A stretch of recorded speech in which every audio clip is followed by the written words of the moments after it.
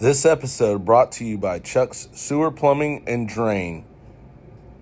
Also by Nicholson Realty 2.0. Welcome to Garage Talk. As always, I'm Conrad. Let's go. I'm Ted. It's time to rock and roll. Hey, Teddy. This is our Sweet 16 edition of the podcast. We're going to delve into the thrilling matchups of this 2025 NCAA Men's Basketball Sweet 16. Any quick thoughts before we get into it? Because I was, again, a little disappointed. Well, no major upsets. No major upsets. The number ones are still alive. No Cinderella stories. That's right. That's a bummer. Yeah, I like a good Cinderella story. I know you do too. Yep. We love to cheer on the underdogs, right? Yep. Well, let's talk about the BYU Cougars and the Alabama Crimson Tide. The Tide came out on top 113-88. Crazy. They're leading the league, or leading the nation in average points per game during the season with 90.8. That's a lot. That's a lot for a college team. For a college team, yeah. And they hit 25 threes in that game. That was ridiculous, Wow. man. It was like they kept falling. Uh-huh. We'll get into tonight here in a minute, but Teddy, you know, it was a commendable.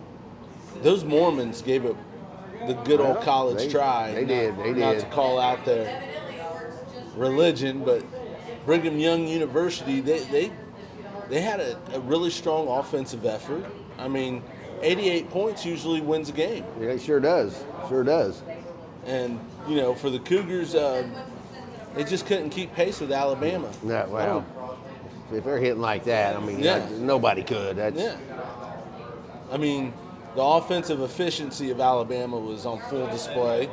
Yep. And, you know, it overwhelmed BYU's defense, man. Yeah, and that's in Alabama's well-rounded. I mean, Yeah. you know, they've got a lot of role players. Yeah. BYU's inability to contain Alabama's, you know, fast-paced play contributed. It contributed, and I, you know, regardless what the score says, 88 points. Like you said, that should win a game for you. 88 points. So. But Alabama had what, 123? Alabama had 113. 123, I thought it was. Or maybe it was. Maybe you're right. Maryland and Florida. You know, here again, you know, the Gators' balanced attack and their depth in the front court.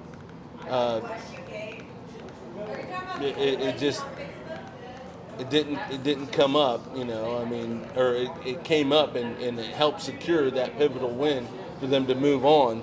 And, you know, Maryland's, they're kind of a little bit known for close games. Yeah, I mean, they got it close there at the end, closer, but that game there, you know, it's all the talk was about, you know, Kevin Willard, Maryland's coach. Yeah. You know, he already basically slammed the place he's working for. Save that for after the tournament. You know. Yeah. Rumors that he's going to take the Villanova job, you know. So there was, you know, did that contribute to their loss? You know, the chatter outside of the locker room. I think it probably did a little bit, but Maryland, you know, maybe they were maybe the surprise big team that made it that far. Yeah. The Gators' ability to exploit matchups in the paint, that gave them a really big edge, I think. You know, but Maryland was a little bit resilient. It was a little bit too late, too little, too late. Too little, too late.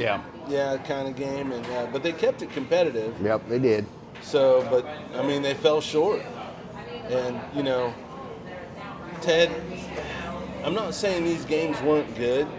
I'm just saying I like an upset, and we're not catching that this year. Yeah, we're not. Maybe in the next round, we'll find out. But what do you think of that freshman sensation, Cooper Flagg, and that Duke win over Arizona? I was rooting on Arizona. Well, and they're a good team too. I mean, their coach, Tommy Lloyd coached forever with Mark Few up there at Gonzaga.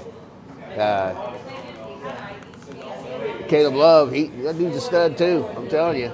Yeah. You went to Arizona he left North Carolina, went to Arizona.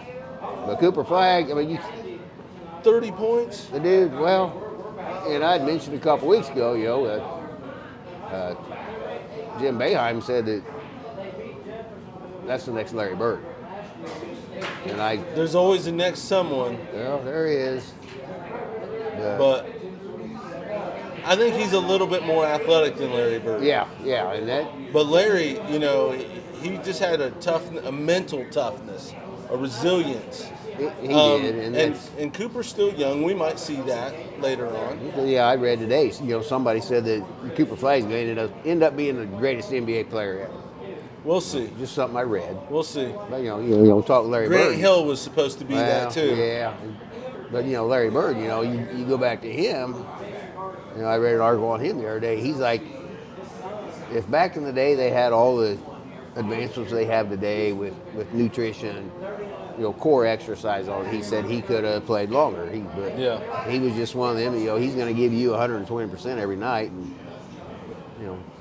how many of the guys are diving on the floor anymore, other than flopping? Yeah. I mean, but like I said, Cooper's a freshman. He's got a lot of growth to go. Ceiling's pretty high with him, and it'll be interesting to watch his career. It will. Is he going to come back for a year?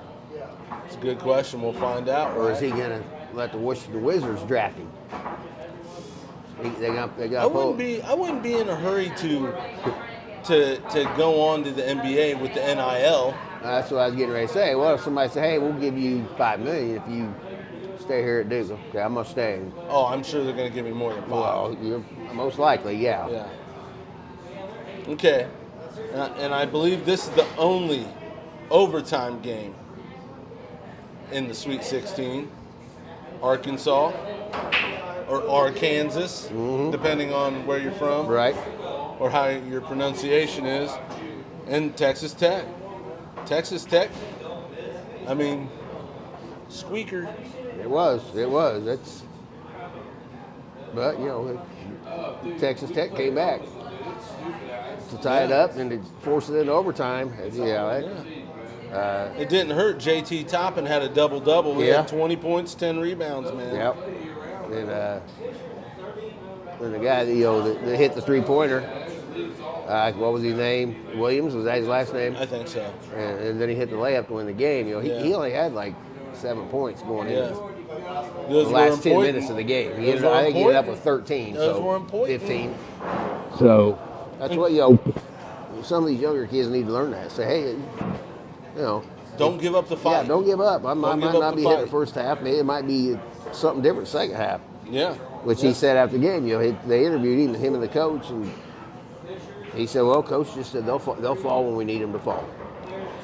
Texas Tech, man, they were down 16 points. Mm-hmm. They overcame that. That's mental toughness. Mm-hmm. That's something you can't teach. Yep.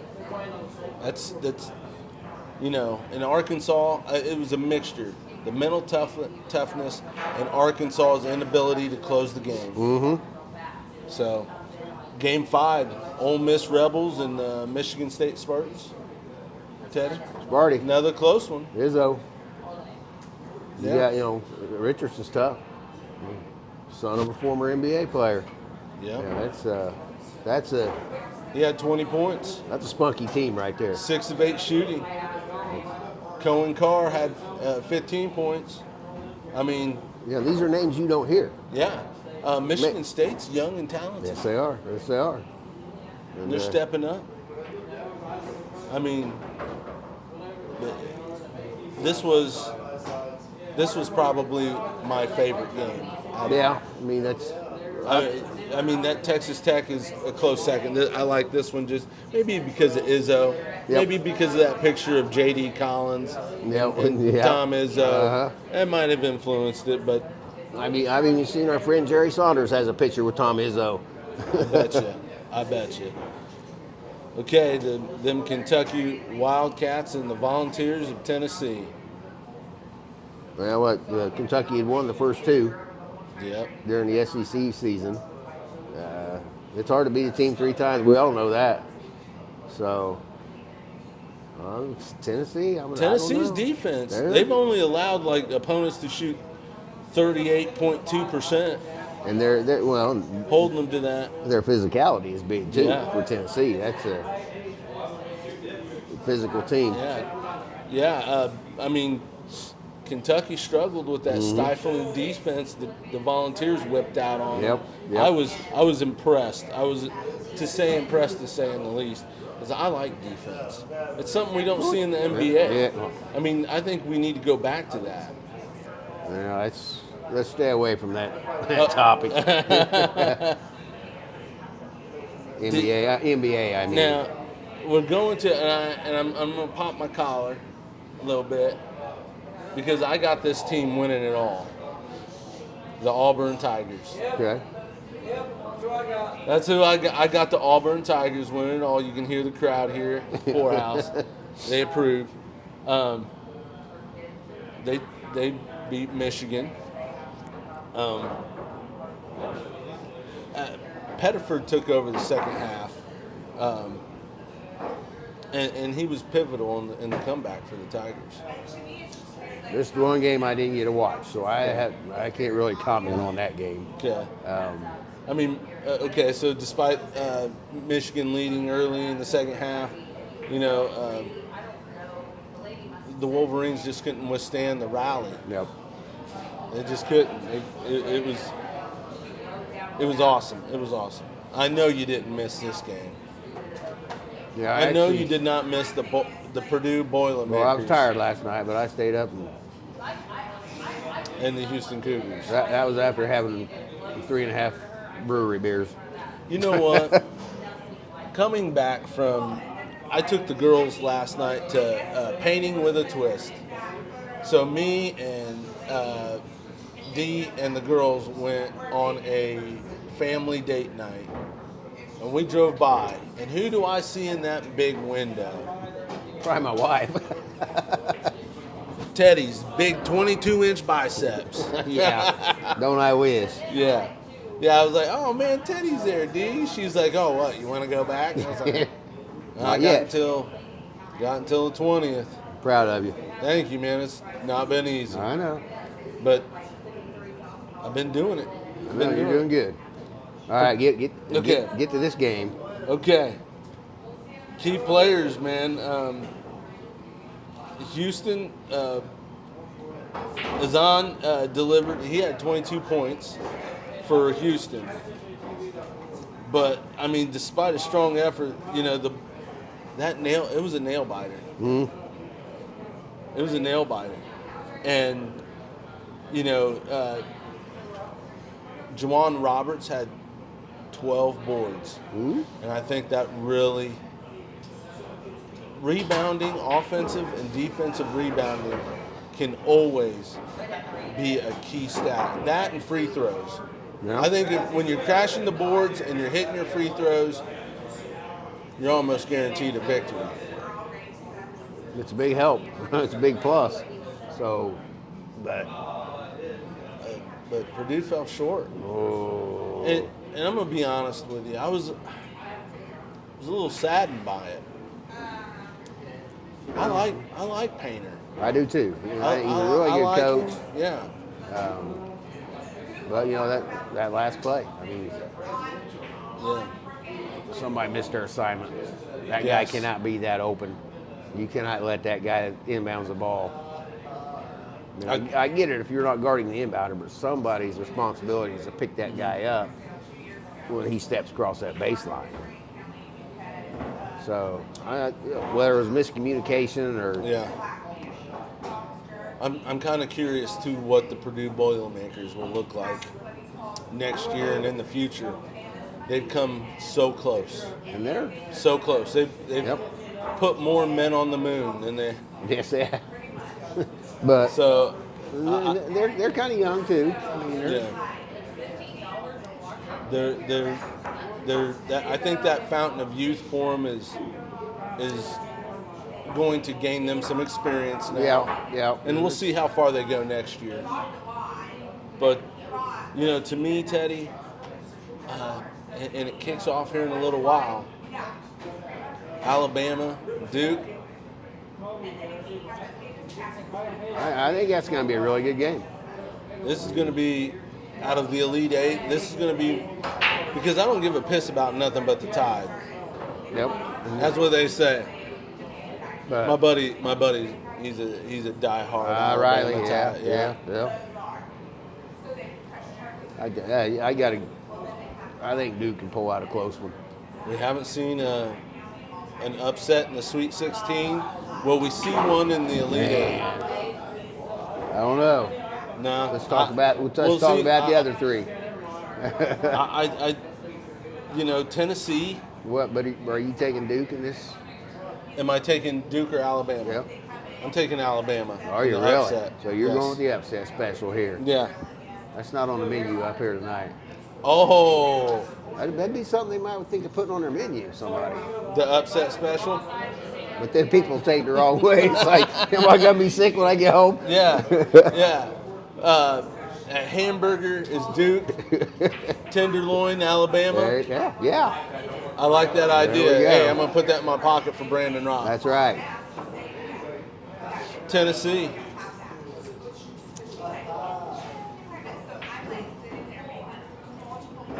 I like Tennessee, but man,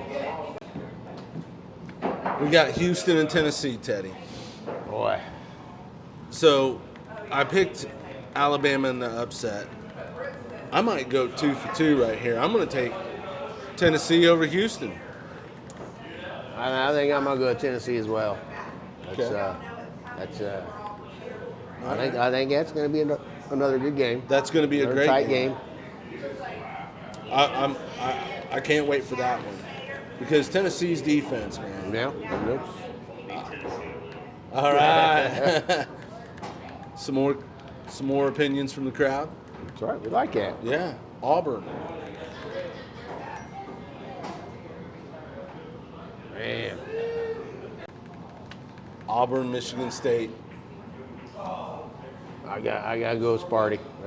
That's who I'm rooting for. Okay. All I'm right. rooting for the. Well, I need Auburn to complete my prediction.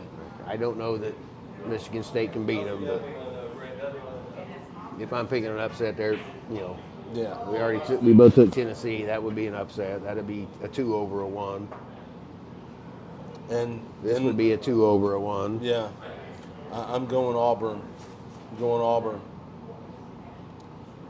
Texas Tech and the Gators, Florida. I'm you got? going Florida in a runaway. Oh, I'll make that prediction. a runaway. I'm going to say 12 Florida. 12 or plus. 12 plus. Is that considered a runaway? I think 12 so. plus?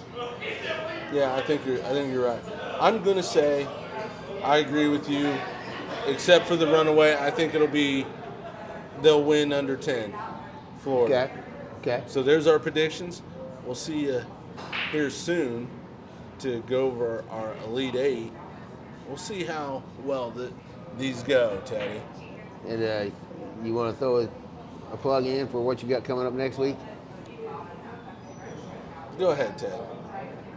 Well, you're gonna have a forensic detective Yeah. meet with you Crime scene. Tuesday morning. Crime scene. Crime scene detective, and that'll Yeah. be an interesting one. Oh, yeah. We've got Aaron Kepler. Kepler. Yep. I believe she works in Muncie now, correct? She used Yeah, to work in Delaware. Marion. She was Grant County crime scene. Yep. She is with the tech cyber detective now with Delaware. So, Don't give her your phone. I'm good, man. I don't do that stuff. Then we got I don't be breaking into the Pentagon. And we've got a Miss Cinewall alum coming up soon. Yep. Braden Bushman, he's going to join us. But, before we go, I want to ask your opinion. What's going on at IU? They have 0 players on their roster. They've all transferred or entered the transfer portal. Well, I guess they've got DeVry's son coming with him, so that's interesting. So I can feel so many Hoosiers holding their breath, wondering why, what's going on. yep, makes you wonder, doesn't it? Sure does. All right, we'll catch you next time.